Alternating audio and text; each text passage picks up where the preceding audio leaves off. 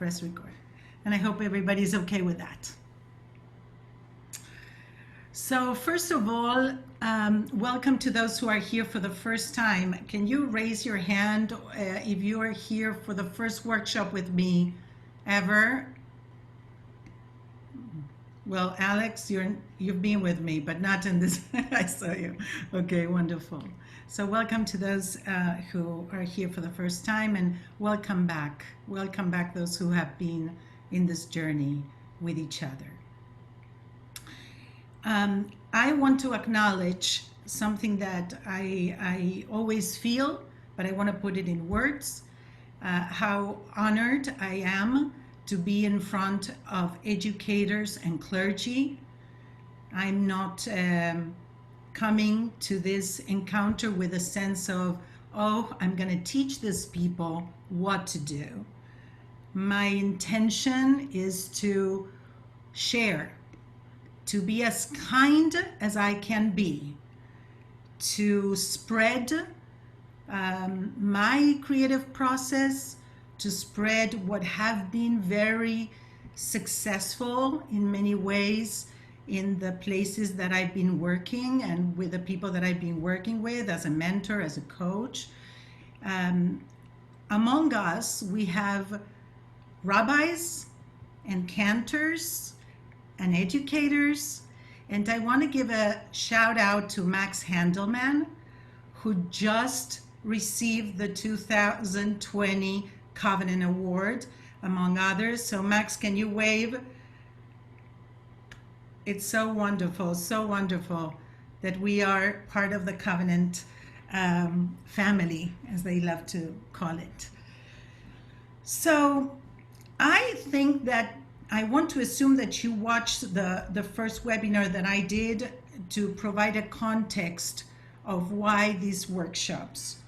But I'm going to summarize it, because even if you were with me in the previous workshops and you heard me say this, you might listen to it differently. You know, like when we see a movie in different times in our lives, we hear different things, we see different movies.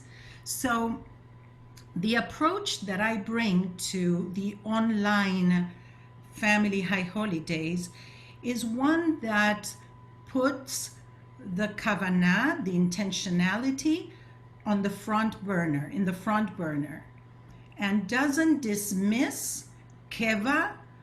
I doesn't dismiss, what it should be done.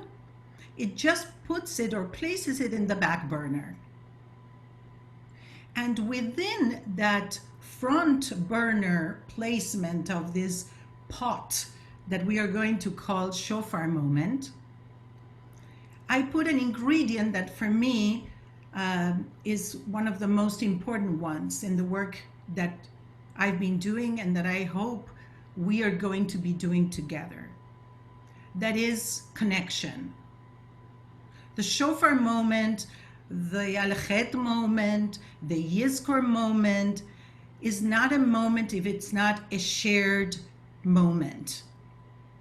And it's not even a shared moment if the emotions are not put in there, if the body is not put in there, if our whole selves is not put there. So that is the kind of the gate that we're going to open together to understand why the moment that I'm proposing. I also want to reiterate, that's a word that it's hard for me to say, that I'm not telling you or giving you a recipe, okay? Destroy what I say afterwards. There is something like, this will be destroyed right after. Okay, try to destroy the what. Try to destroy the what, and maybe expand the why. Make it your own. I'm going to be very practical. I'm going to give you as an example a what, but I'm not asking you to clone it.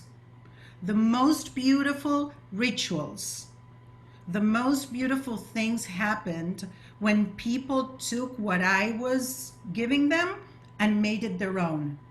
truly, and I'm not saying this to look nice, politically correct, or whatever. Give me a show of hands who's at home in this moment, who's working. Great. As I said before, we're working with home, not at home. We're working with everything that happens at home. Okay, so we're working with home. So I'm going to ask you how you're feeling today.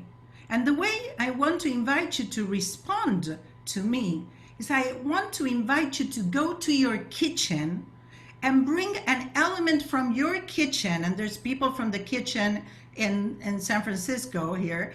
So go to the kitchen and bring one element that can summarize how you're feeling today.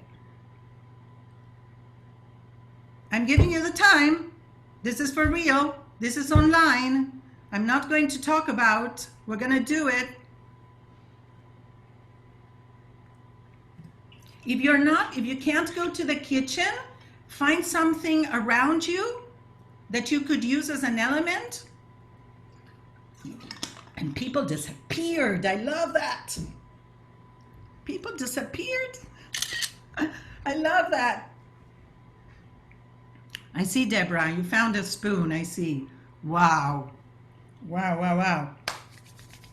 Bring it back and put it close to the camera so we can all see how we're feeling today. As a metaphor, as a reality. Give me some, just put it down for a second because there are some people that are still coming. So we're gonna do a 1, 2, 3, and I want to take a screenshot also about. Okay, I love when people disappear from the camera. I love it because I feel that the screen gets multidimensional. You know, it doesn't stop where I am, where you are. Okay, so at the count of 3, I'm going to show you mine. That's how I am. But I'm going to take a screenshot at the count of 3, so that's why I'm not holding mine. Put it up. 1, 2, 3. Put it up. Woo. Wait. Another one in the other screen. 1, 2, 3. Wonderful. Wow, did you look around? Did you see your other neighbors, what they brought? And it doesn't matter at this point to explain why, but put it up for a second and look around. Put it up for a second and take the time for looking around. And if you can show yours and kind of put a smile on your face as you're looking at others, you're not like inspection. It's not you're not inspectors. You are beautiful. Thank you. Thank you. Thank you. Thank you. Thank you. So building an experience is removing instructions. It's really understanding that we are in this together. And if I am the leader and I'm not ready to be part of the experience, I will not make that an experience. I will make that a program. And that is a differentiation that I do. It's not maybe literal. But in order to make an experience, you need to know that you're ready to jump into it as well. That you're not there to teach people what to do, but you're there to meet them and do something together. Does this make sense? It doesn't mean that you cannot have a shofar class, that you cannot make a workshop to teach how to blow the shofar. But when we use the word experience, and this is something that I would recommend to do, if you're going to do something creative, if you're going to really put kavanah, intentionality, in the front burner, you might want to call that an experience, a shofar experience. and not a shofar service. You can use shofar service and have an experience within it. You can do both. But just think how you name things, because sometimes we spend a lot of time describing things and the copy gets so big and nobody reads it that we forget about the title. And the title has to be clear as possible. Before I jump into the shofar moment, I want to also let you know that I'm going to be checking the chat. We have a chat box. And the idea that worked, I think, very well in the last workshop was that I visit the chat once in a while, or I leave the questions for the end so that I can deliver as much as possible. Okay, so you can get as much as possible. And that is what I'm going to start doing now. So we're going to call this a shofar moment experience. And we're calling it also a moment because you can carve it. It could be extracted out of the service, the way we're seeing it. And you can also paste it or glue it or connect it with another moment. Yes? Good. So, I want to think, not assume, that you have read and you know about shofarot and the shofar service, and that Rosh Hashanah is called also Yom Teruah. It's called the day of the sound of the shofar. It is a day that sounds. It's not a quiet day. It's not a muted day. It is a sounding day. You know, I'm a little bit concerned because I'm looking, I had two screens and now I'm having one. Maybe, well, I hope it's only my Zoom and that you're still there. So if we hear the name that is given to Rosh Hashanah as Yom Teruah, as a day of sound, looking for sounds during that day could be a way to feel the holiday, to be feeling the holiday. Because the shofar service, the shofar moment, is not a separate moment. We can separate it. We can make a separation with it. But I think that the most beautiful thing in life in general is when we are able to blend things, to bring things together as if it was a collage, to put things together that might not feel that they belong together. But exploring that, looking at the transitions, looking at the silence that comes before the sound, makes it art, makes it an experience. So we're going to enter Rosh Hashanah from a beautiful gate called Yom Teruah. We're going to enter through the sound.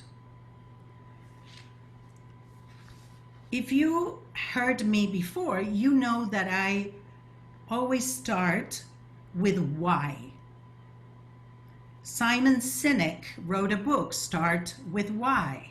Yes, I like when you can be messy in many ways. Like, don't expect for me to ask you something. Like, it's better for me. It feels better for me to see the reaction. So Simon Sinek wrote a book called Start with Why. And basically, because I'm not going to spend time on it, he says that mostly all organizations start with, so what's next? What shall we be doing now? What is the next program? What is the online thing that we have to do to give to families in this moment. If you think about why we should be even giving something online to families in this moment. Why a shofar moment online? The shofar, it's mandatory to listen to the shofar in person, right? So what are we going to do online? Why doing a shofar moment when we cannot be in person? And the other question is, if we are saying a mourner's Kaddish, or some of us are saying the mourner's Kaddish online, maybe we can also blow the shofar online and let the people hear it the way we can hear it today, with no judgment. I'm just giving an idea of what you could do, not saying that you should do it this way, but I want to approach it this way. So why we are doing this, and one of the things that I was thinking while preparing for this is really a journey for me, because I've never done Family High Holidays online before. I'm an expert in not being an expert, but in trying things and in looking ways to connect with people. When the pandemic started, I started missing a lot of people. And one of the things that I started doing was conversations with kids that I knew and that I didn't know around the world to talk about the pandemic. I did it because of the connection that I could get out of that. So why are we doing this? I believe that the shofar moment, if we look at it as a moment of sound and silence, if we look at the shofar, and I'm jumping a little bit ahead, okay? If we're looking at the shofar as a bridge, if you have, do you have a shofar there with you? I asked you to bring one if you had one handy. So place the shofar you have in your hand so that it can connect with the people that are on both sides of your screen, of your square.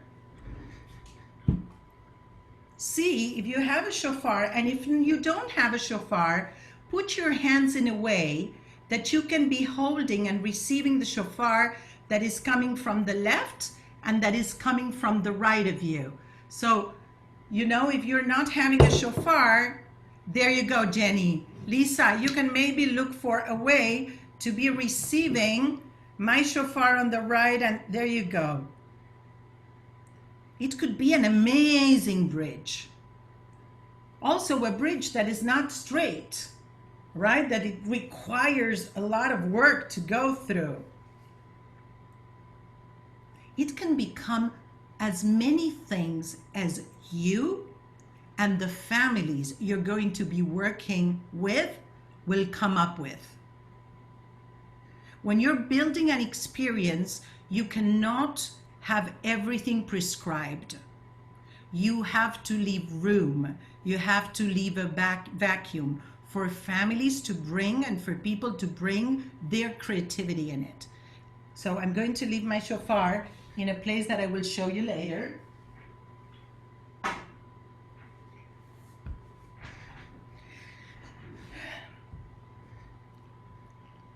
So a few technical things before I go into the experience in itself. If you requested things like I requested from you, inviting you to bring things or to do things or to read things, if there is a soundtrack of being upset or frustration sounding behind me, if you didn't bring the shofar or if you didn't read that can go through the screen as well. So always look for example, what I just did. If you don't have a shofar, look for a way to participate in it. There's no way that people can upset you or frustrate you unless they're being mean, unless they're bullying the event. Not you. Never take it personal. Never take it personal. But it could happen that they are interfering, or in a way, I'm using the word bullying, the program, the experience. That, yes, you ask them to please turn off their cameras. But otherwise, everybody showed up. Thank God. They could have been somewhere else, and they showed up. Some people are asking me about backdrop screens. You know, backdrop screens, if getting it or not. I would suggest, and I'm looking at a lot of, I'm following different people in the marketing path and in many others, and everybody's saying be as real as possible. If you're not going to be in a sanctuary, if you're not going to be in a ballroom, if you're going to be at home, try to show that you're at home. People love being invited to homes. And your home could be the most beautiful place they could come to, and you going to theirs. So I wouldn't recommend having backdrops unless you have a mess behind you and it will distract people. Think maybe if you want to have some PowerPoints at moments. But even PowerPoints, shared PowerPoints, could also stop the connection between people. And we are already separated in many ways. Also regarding microphones, I responded the other day, I'm not using a microphone today. And I'm not using it because I have a computer that I think has a good sound, right? You can hear me well. Not having a microphone and having a good computer that can project the sound gives me the possibility to stand up, to bring you closer. If you have a mic, like I have there for podcasts and other things or recordings, you get stuck and you want to move. You want to be able to use your space and you want to be able to help people use theirs. So, okay. Keep going. Let's jump into the program. Let's jump into the activity. Debbie has asked me, we could have a backdrop of a different rooms in our house. Yes, you can be as creative as you want, and you can have a backdrop also. I'm just saying, don't try to avoid what's true. Because the reality is, if we're talking about a high holiday online, means that we're not maybe in the places we would like to, or we would be doing things. So let's take it as a good thing. You know, I'm getting to invite you to my house. I see that the chat is filling up with things. I'm not going to look at it now because I want to start with the actual experience. But I'll read them in a few minutes. So I want to focus on the possibility and the honor that I feel when I think that I could be a helper in providing and helping families create a place to listen to each other more. That the shofar will help us frame a space where families can meet. And if we are online, as I'm going to walk you through, because there are moments and moments, they're not going just to be among themselves, but they're going to be among other families. And the idea of, isolation is bringing a lot of illnesses. Maybe not COVID, but yes, mental health, depression, anxiety. So we want to make sure that we are providing a space for families to meet other families. The shofar and the shofar moment is a sensorial moment. The shofar is an artifact. It's technology. Can you put in the chat if the shofar would have been an app? What app the shofar could have been? Inspire me through the chat. A WhatsApp, an alarm clock. Yeah. Keep going, keep going. If the shofar, yik yak, what is that? I have to check that. It's TikTok or yik yak? Okay, Evite, an Evite, a timer, headspace, meditative bell, reminder, soul alarm, Apple Watch's standing reminder, a reminder, an alarm clock, something that reminds you to pay attention when you get distracted, a translation app, wow, an alarm clock, but also a blank screen, wow, wow, beautiful, thank you, and keep going. If something pops up, just put it out there.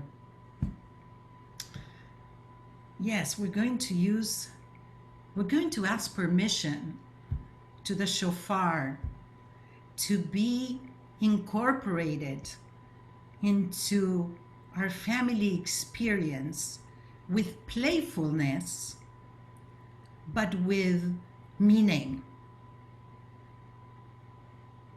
And it's really, I'm saying this because in my creative process that I want to be as transparent as possible with you, I see each component of a moment as a being. They can turn into puppets. They could turn into they could be alive. And not feeling that might approach the elements with a sense of, you know, I'm going to do something not as important as if I was doing it as a service. I'm just going to play with you a little bit with the kids and some families. I want to approach the shofar moment with the same respect that I would do if I came into a sanctuary to listen to it as part of the main service.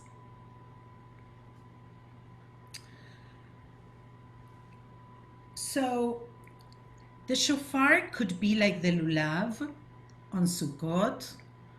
It could be like the bread or the stones that we throw in on Tashlich. It is much easier to invite families to go into a shofar moment because of the shofar. And I want to work with you on the notion that nonverbal communication can be as powerful as communication, verbal communication is. And that sometimes we think that we're talking less because we're saying the same teachings in an informal way, but still kids don't get it. Still parents don't use it after the shofar moment is over, because it stayed with you, not with them. We need to make sure that this practice is owned by them, that if we are not there for them, they could do it by themselves. And this is a principle that I love about education. Educating children, educating us, is helping us to be more autonomous. It helps us to choose on our own the things that are good for us and for ourselves. So, stop, Karina, take a deep breath.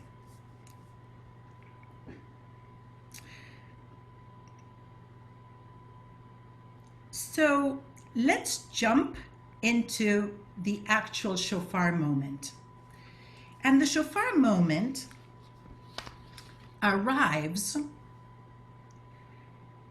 at a time that you decide when it's good for this moment to happen. The shofar is blessed to be with us for beyond Rosh Hashanah in itself. The shofar can be with us from the start of Elul, the month before Rosh Hashanah. It can stay with us. We can clean it, we can prepare, we can knead the shofar, and we can be with the shofar for longer. And this is something beautiful to really see it, not just as a thing to do, but as a way to meet shofar. Mr. Shofar, Mrs. Shofar, they shofar, whatever you want to call it. So if the shofar moment is a moment, and you've been with me for different workshops, can you put in the chat what I'm gonna say? There is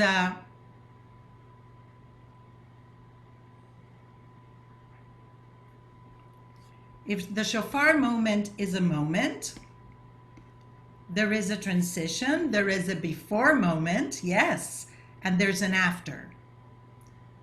So let's look at the before. The before is anything you want to do and you want to provide, not to put more things in families. And Jenny the other day made a Rabbi Jennifer Solomon, there you go, asked me that very particular question. How can we not give even more things, put more stress on families? I'm giving you ideas. You then can give them, sprinkle them, as to things they can do, things you don't want to do, but here they are, like as a menu, okay? But Elul is a playground for practicing, for getting familiar with the shofar, for maybe creating workshops to learn how to blow the shofar. Maybe it's connecting people that would like to learn the shofar together, and you don't even have to be there. But looking for talent is Elul too. Elul is a time for preparing, but also for doing. So for example, Elul could be a time when families could practice or experience blowing a shofar in the morning. Or replacing calls, like dinner is ready, or wake up time to clean, something that you call for, to use the shofar. Because I think that the shofar has to be holy, but close to us. We need to be able to relate to it. So maybe replacing moments of calling the family, and especially now that we spend so much time together, calling people to go to their corners. So we're not going to see each other for an hour. Go back to your rooms, go back to the kitchen, go back wherever you are, and you blow the shofar for just going somewhere. I think that the more I'm thinking, how many times we separated ourselves from the shofar, or we only came close to the shofar at very specific times. And maybe it's why maybe some people, including me, haven't practiced blowing the shofar, before. I've tried and it's been hard. But so bringing it close. Also, maybe you can do things for your neighborhood. you know, blowing the shofar on the street for saying good morning to people. You know, there's so many beautiful videos of people that are going out, you know, in their balconies to play instruments. To what if, you know, there's a time in on our block that we all come together for saying hi to each other, for wishing each other from afar, social distancing, everything, but to wish everybody or all the kids on our block a good night's sleep.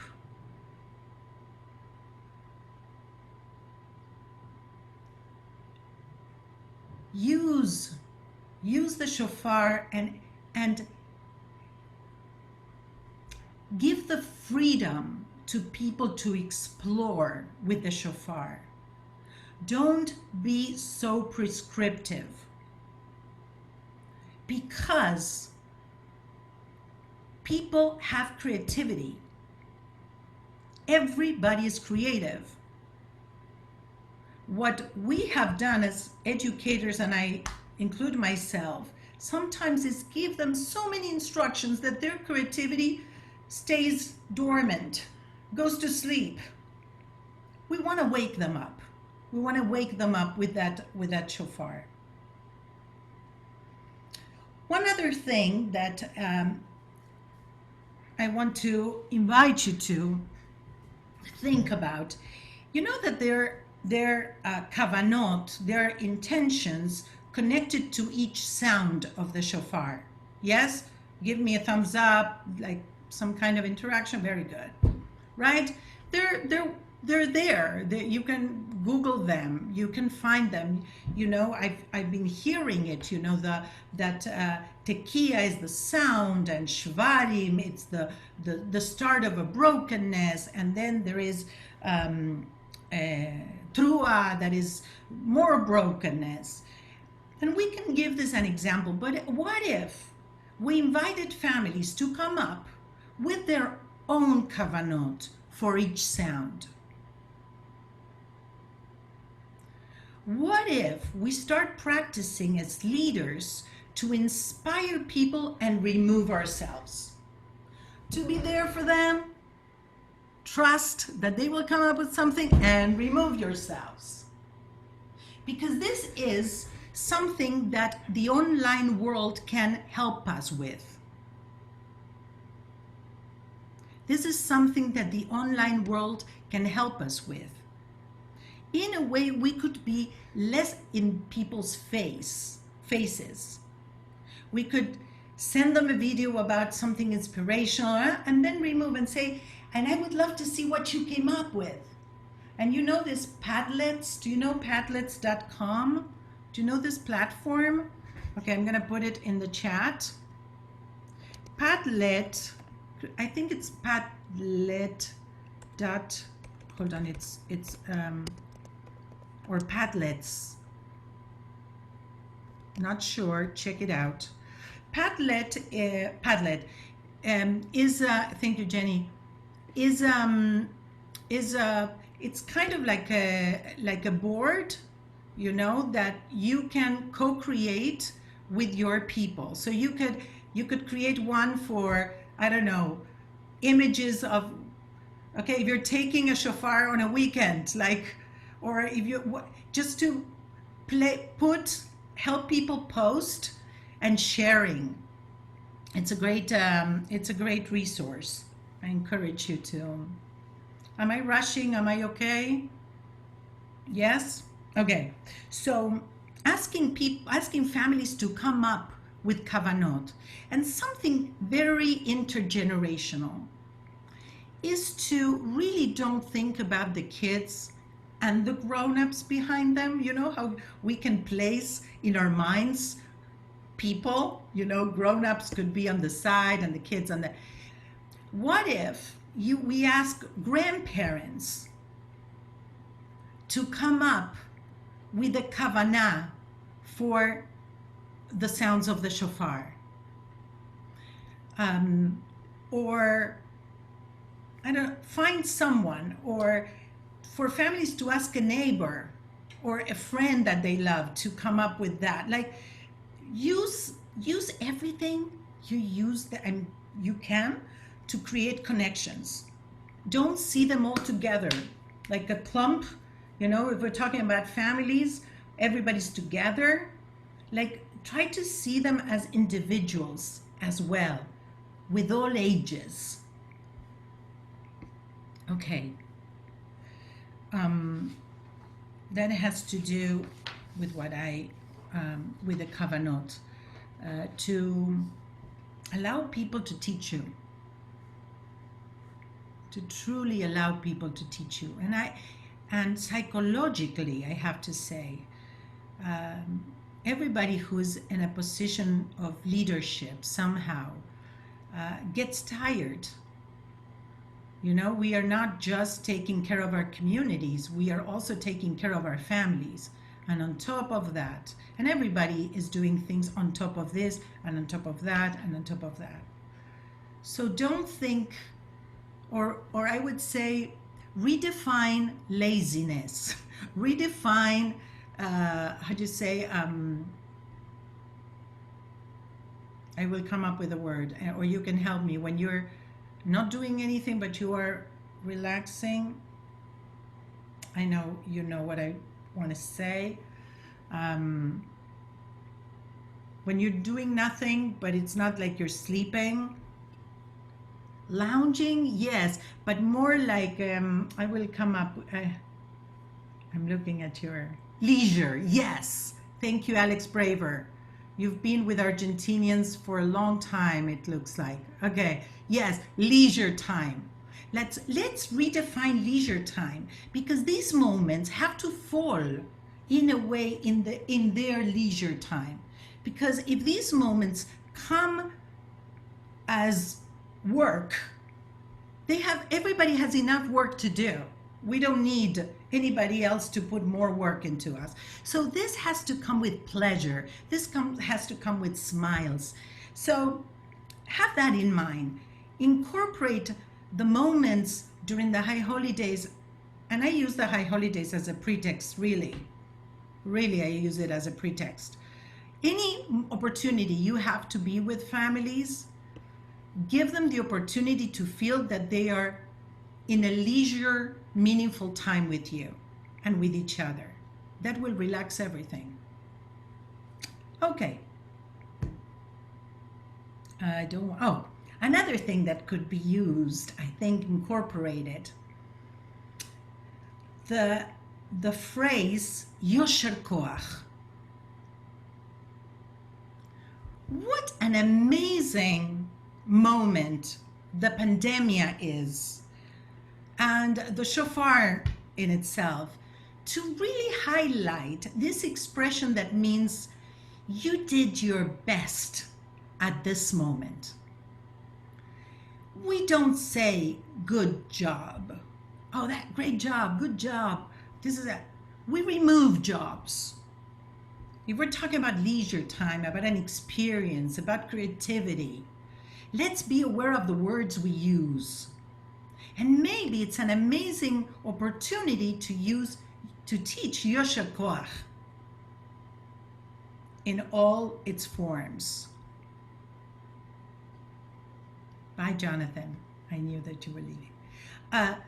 It's really something to explore. And we can incorporate it in the shofar moment that I will show you now together. But I'm looking at my notes because I want to give you everything I can. Okay, so in order to transition to the floor, which I always go to at one point in my workshops, I would like to ask you to sit comfortably, to find really a comfortable, leave your pen.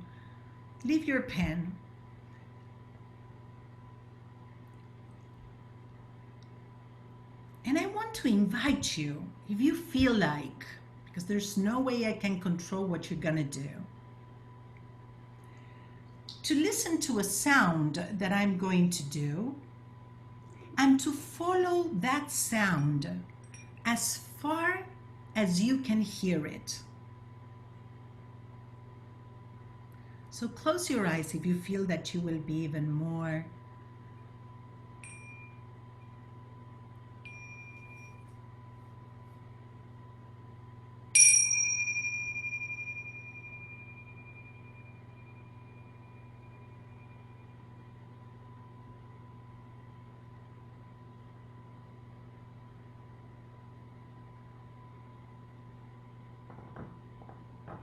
You can open your eyes at your time. So everything that I've been saying could be done in the before. Could be done in the before. Questions like, ask your family members, how did this shofar arrive to your house? Who brought it? Who bought it? Did you inherit it? The story of the shofar is part of what gives identity to their own.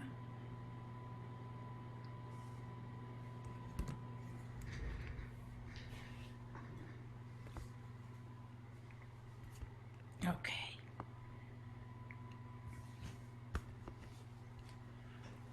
So,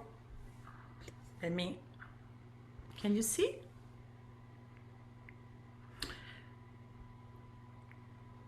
During the last workshop, that was the Yizkor moment for families, I introduced the notion of a bonfire. A bonfire as a place where we gather, where we sit comfortably, where we meet other people, and where you create a circle.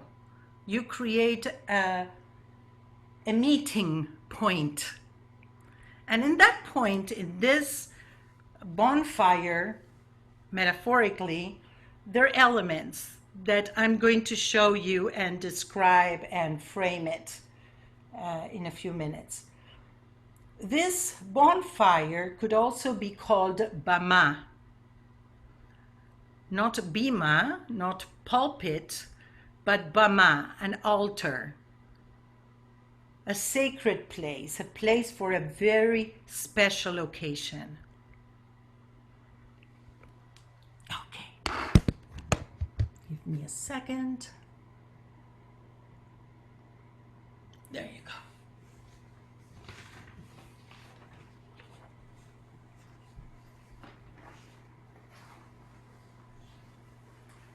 You see me, let me put a little bit, the camera a little bit higher. And I want to make sure that you can hear me.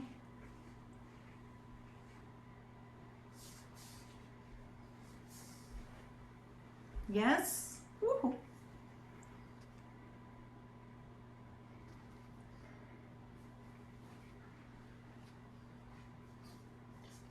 Are we okay?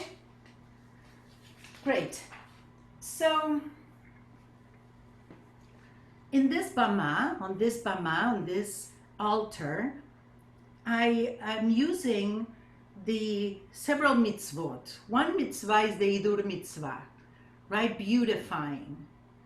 I think that even that mitzvah in itself could be done by the whole family. It's a family project, or it's the kids' project, or it's you choose, like really empower people to be part of the process of it.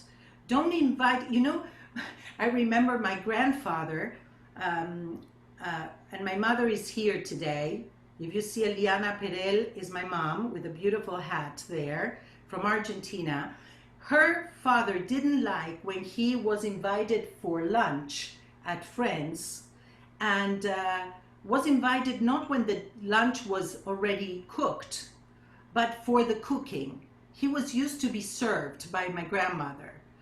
What I'm trying to say is invite your families to be part of the preparation, okay? Even that preparation is the before. Okay, so we are imagining that families could sit in a circle around the shofar, and I place the shofar in a beautiful silver plate tray. Whoops. Yeah? Okay. And on my bama, I placed a picture. I put a picture of Marcelo's grandmother. I love this picture, by the way. She was on a boat. I'm putting her. The idea is to put memories, bring pictures of the people you love and miss, maybe from the oldest person that you have a picture of, because the sound of the shofar is so, and it's such an old sound, that connecting old or the very, very far past to the present could be a beautiful connection and beautiful 2 points that this bridge can bring. So thinking about, you know, yeah, the oldest person that you know in your that you have a picture, or that you have the names in your family tree, could be an idea. So you might be intrigued by the shofar and the SHOFAR. Did you read my email? Yeah? And I was thinking about you, Mariana, and I said, how can you translate this into, or adapt this to Portuguese? Because Mariana Gottfried, who's there, she's in Brazil. So the whole idea of the shofar could be, one idea could be that the shofar announces important things, and that is kind of an elbow. Some of your shofarot have the shape of an elbow. And you know, when you elbow somebody, you know, like you elbow somebody like this, like wake up, like, hey, they're talking to you. This is about you. Or this is about the world. This is about Black Lives Matter. This is about us. This elbowing could also be embodied by the shofar. So what if we give the shofar an opportunity to wake us up in a way that's saying, you know, so far I've been cleaning my bedroom really nicely. But a shofar moment could be that now I am going to help my grown-ups at home to clean the whole house. So far, so good. There's nothing wrong about being so far. But what if the shofar moment tells us, hey, so far you've been good, but the shofar is telling you that you can go beyond, that we can go beyond. So what is a shofar moment and what is a shofar moment? And you can have a sign, and the sign can be passed along the family members. And so can the shofar. And one way, and I think it could be good, and you can, I don't know, what about like disinfecting, cleaning the shofar, but I think in the whole in the families might be okay. To ask people before they are going to announce a shofar moment to blow the shofar. This experience that I'm telling you could be a moment that is not part of a service, but that brings the shofar close to their heart, so that when they go into a service or into, you know, maybe one day, you know, we can come back to our synagogues or to our praying places, we can have this in our hearts. We're building memories with them. So the shofar is not something wrong. We're not talking about mistakes.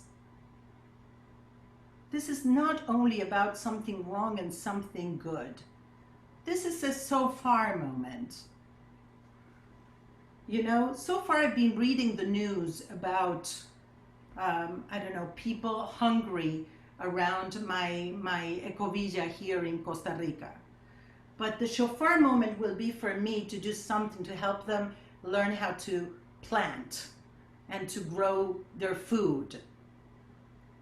Does this make sense? Does it? So if this is in a circle, what you could do, and I'm going to frame it as an experience for you, you could invite families to sit in their, around the shofar, and you can welcome everybody. You can announce the start of the experience by blowing the shofar. And here is something that I also want to remind you. You don't need to do it. Someone in your community can do it. 2 people in your community can do it. These are pretexts. People, these are pretexts to help people feel alive, to make them feel seen, to make them feel needed. With this retreating that we're doing because of COVID, one of the things is that people feel they start being invisible. Make them visible. If you cannot make them visible, you're not connecting with them. You're providing something to them, and that's it.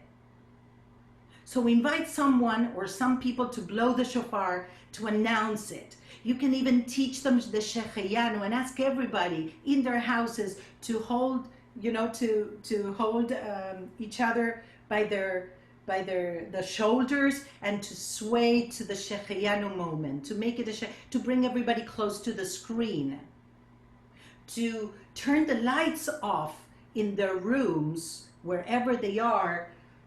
Where's my flashlight? Oh, I left it at the desk. And to ask everybody to turn their flashlights on and to sing the Shehecheyanu with flashlights, or pointing with the flashlights to the shofar, as if it was like a, how'd you say?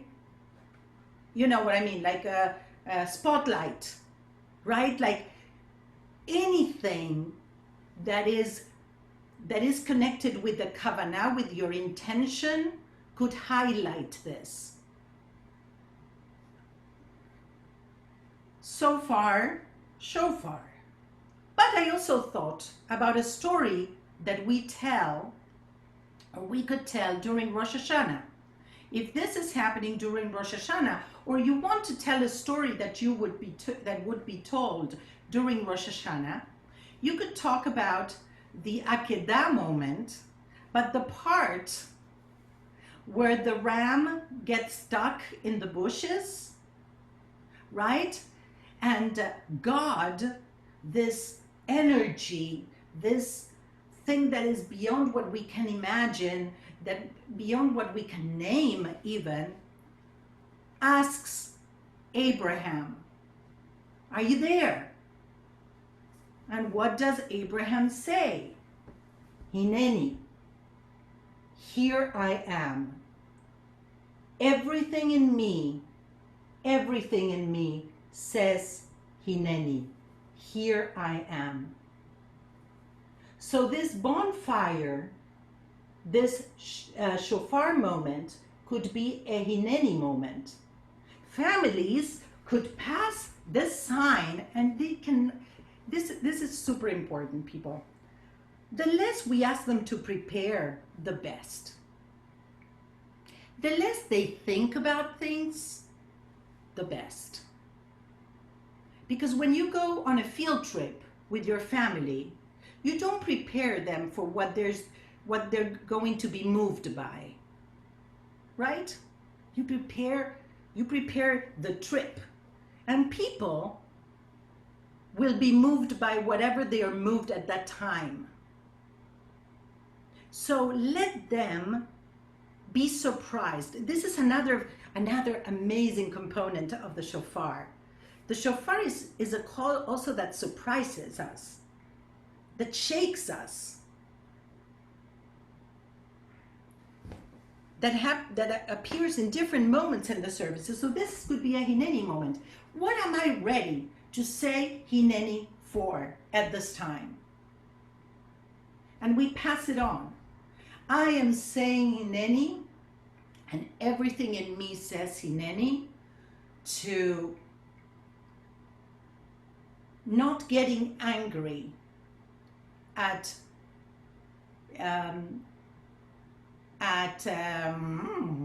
fill in the blanks. I can't come up with being angry at this time, and it's not that I don't get angry, but and okay, so pass it on. And the passing could be not, in turns. You would surprise somebody with the Hineni. So, and you pass it on. And for each time someone has it, and it's about to say a hineni that is truly really important for them, as everything they say is, they can blow the shofar again. So the shofar is accompanying something important that comes from them.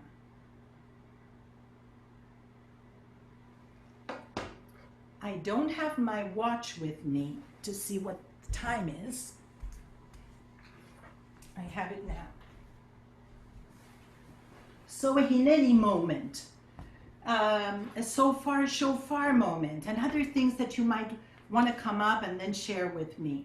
But the idea also, as I said, to create a sounding board. We are in the moment, in this moment, right? We had the before, all the things you can inspire families to do, to even create a story and learn how the shofar came into their lives.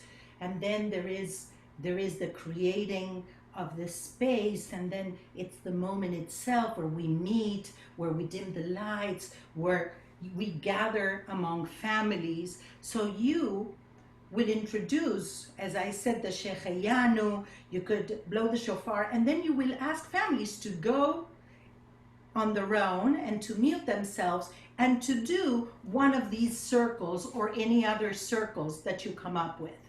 But they remain on Zoom. You can see them working. You can see them in activities. And then you bring them back. But then before I show you how to bring them back, sounding boards have to do with capturing sounds. And one way of creating a sounding board is to use, for example, the talitot, the talit, a prayer shawl. You know, the shofar, and this has to do with how we blow the shofar, you know, we cover. So we could blow the shofar under the talit. And how does it sound when we are all under the talit, or the baltikia is under the talit and everybody else is listening? Use the talit, that is another symbol, to hear different sounds. Sounds of the shofar, sounds of the voice, how the voice sounds when I'm under a talit or not. Playing with the elements of sound and silence. Let's imagine families gathered, worked on their memories, and maybe one memory could be that the oldest person in the family tells a story that she or he or they feel that they don't want this memory to get lost in the generations to come.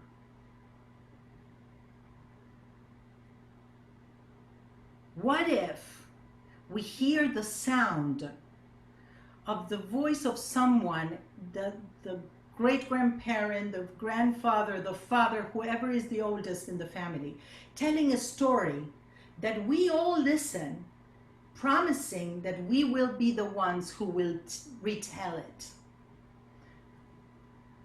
And that is also close to the sound of a very old app, a very old instrument, a sound that sounds old and rough and different. When people gather, you ask all the families to come close to the camera, to come as close as they can to the computer, and bring the shofar with them, and maybe hold it together as a family and share it. And maybe there's a song that we all sing. You know, there's a feature on Zoom where you can share the music that is already downloaded on your computer, that it's not like you don't need a microphone, and it sounds as if you were playing it on a CD at your home. there is a feature, you go to share screen, and there's advanced, and there's sharing music from your computer. So you could be playing, for example, a song that you want people to get, to gather them, or sing, or blow the shofar, make a tekiah gedolah, that everybody listens, but everybody gets close to the computer.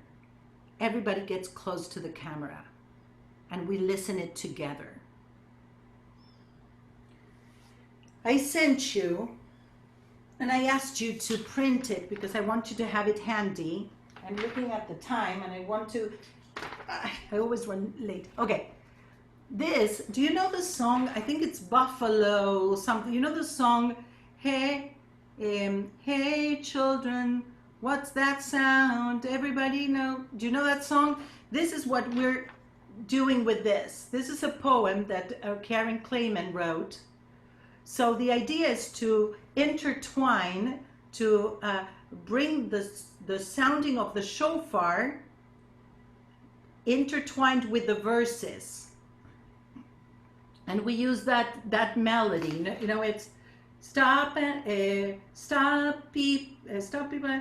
What's that sound? Everybody, and making everybody look around. And then there is the poem. It is a trumpet or a flute, a violin or a lute. And then you blow the shofar, and all the sounds are there. It's one other idea for you to look at it, to make it an experience. Okay. So people gather, you bring them all together. You bring them all together. You ask them to bring their shofarot close to the camera, close to each other. And maybe what you could do is do that thing of connecting everybody on the Zoom, holding the families together, and making sure that all the shofarot are connected to all the shofarot on the Zoom. I went a little bit creatively with this. You could use pieces. Okay, I'm going to make a brief stop, and I'm looking at the chats because we have just a few more minutes.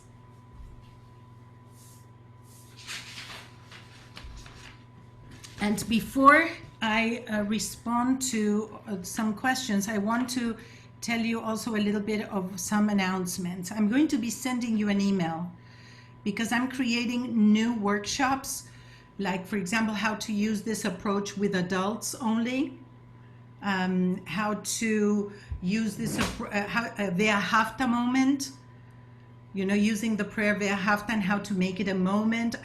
But I also want to hear from you what you would like to explore as a moment, as a, so please be on the lookout for those emails. Could the shul make a holiday kit including a kid's shofar horn? It depends on the shul. It depends on the shul. What if folks don't have a shofar at home? They don't have it. If they don't have it, they don't have it. They can buy one. I think that we have to work with what we have, or what we can have. Otherwise, obstacles become tripping stones. They could listen to someone else's. It could be a beautiful moment to buy one, or to get one, or to borrow one. Does creating a bima alter special space in our home as the experience facilitator encourage participating families to be more passive participating? Watchers do it.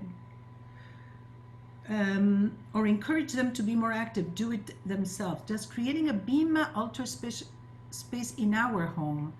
I think everybody, I don't know if I'm understanding well, but the idea is that everybody creates their own bama, their own altar.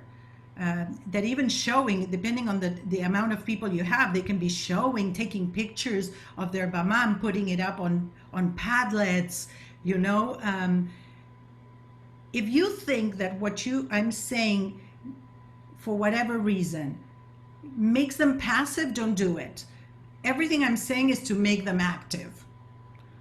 What I'm saying is, for me, I wouldn't ask them to do something that I'm not doing. So I would create a bama for myself, you know, so that they understand that this is important, that this is not about them, it's about us.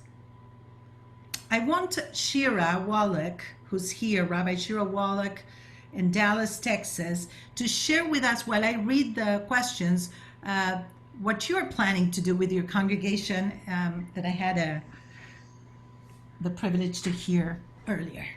Shira, thank you. Hi, everybody. So this is still very, very much in the works, but we are actually trying to create a shofar service experience that will bring everybody together in a physically distant, safe way. Because when we, talking about the why versus the what, and having a bunch of focus group town hall meetings with our folks over the last several weeks, the most important thing that keeps coming up is that they see the high holidays as the one point during the year where they all come together and see each other. So the shofar is meant to be this convening moment ritual where we get everybody together. So the latest iteration of this, Karina, is that we're going to try to find one enormous parking lot somewhere, like a mall parking lot, and create different elevated platforms like cherry pickers, where we can put different shofar blowers on top and disperse them throughout the crowd. A central platform or stage for clergy, and then like an LED screen where cameras can pick up either the shofar blowers or the clergy, or even have cameras sweeping over the crowd and projecting those things so everybody can see one another. And we're going to turn this into not just a shofar service, but I think actually also the sermon moment, so that when we do this service streamed in the morning on Sunday, day 2 is the only time we can blow shofar this year on Rosh Hashanah, that it'll be like more of a truncated service, let's say 9 to 11 a.m. And then everybody jumps in their cars. We have parking lot attendants there to help people come in very smoothly in an organized way. We have everybody open their windows or stand right next to their cars to rise to hear the shofar. And it's like a 30-minute beautiful and climactic moment where we do some ritual, we do some singing, we do some shofar blowing, and we have this extended kavanah as our sermon, as our point of gathering. So that's what we have for now. But we're really excited about it. The one hiccup that we see now is that there's a Cowboys game that starts at noon that day. And watching the Cowboys play football is like the most important religion in Dallas, Texas. So we're gonna have to, have everybody. But Go where the Cowboys are. I mean, we were throwing also around the idea of renting a stadium where we could be physically distanced, and the cameras and big screens are already there as part of the whole thing, and the generators are already there, so there are fewer pieces that can die on us. But there's also this like emptiness that you get when you put in a community that loves to be together and loves to be close to each other in a big stadium where they can't embrace and they can't be close to each other. So I think if we stay in our cars, we'll be able to be physically closer, even though we'll be, separated by our windows. And if we can pull this off, it would be really, really extraordinary. So that's where we are. Thank you. And I'm thinking about this, Shira, and I'm thinking about all of you. If you don't have the resources to have a screen and to rent a stadium, maybe there's someone in your community, and even your synagogue or JCC or, has a parking lot. And for people just to show up in their cars and to ask everybody from their cars to blow the shofar together, or to listen, like, there's nothing should stop us. Nothing should stop us from being together. Even on the screen, we need to project togetherness. Otherwise, we will suffer and people will suffer. And the memories of family high holidays during the pandemic will be a sad moment and not a moment where creativity and imagination and the will of our communities made us even go far and beyond what we used to be doing.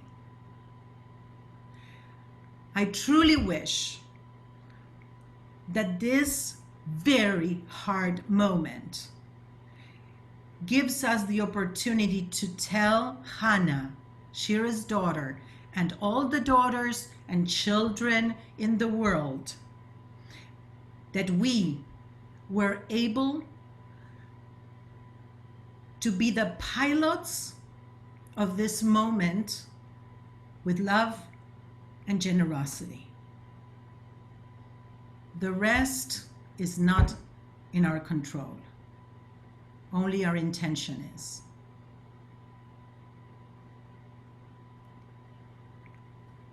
Thank you. Thank you so much. I thought that 75 minutes was going to be too long, and I feel that it's not, but at the same time, we could do more. Please join my Facebook page. Join it. I'm moving my Shababa network kind of closed group to an open platform. I'm here for you and you are here for each other, and I want to create this Hebre. So I hope this is just the beginning. Thank you, thank you. My page, I'll send it to you by email. What is the Facebook page? It says Karina, I think Unlocking Wonder. Let me look for it here. Whoops. Hold on 1 second. I'm trying. Of course, I won't be able to when I want to, and technology will here. Give me a second. Thank you for asking. Thank you for asking. So this, I'm putting it in the chat, is my, hold on, I'm putting it here. This is the link to my, oops, sorry, Karina.